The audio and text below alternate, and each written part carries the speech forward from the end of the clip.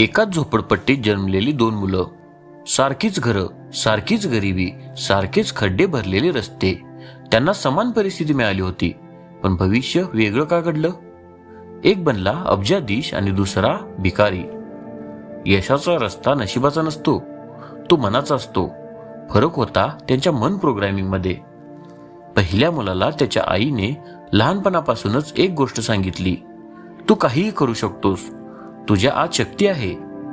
दुसऱ्या मुलाला मात्र नेहमी सांगितलं गेलं, आपण गरीब आहोत, आपलं काहीही होणार नाही.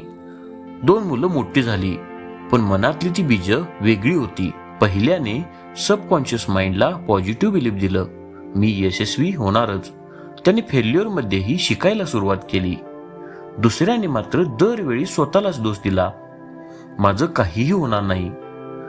त्याचं मन सतत त्याचंच नुकसान करत राहिलं.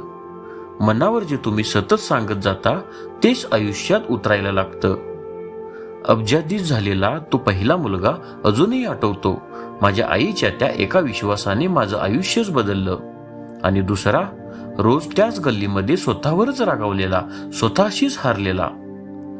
तुम्ही काय ऐकताय तेच तुम्ही होता. तुम्ही स्वतःला काय सांगता त्यावर तुमचं आयुष्य उभं असतं.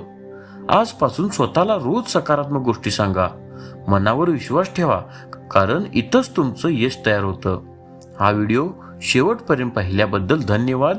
आणि मनाचा गेम चॅनेलवर अशाच प्रेरणादायी कथा पाहत राहा, शेअर करा आणि कमेंटमध्ये लिहा, मी माझ्या मनाचा गेम जिंकणारच. धन्यवाद.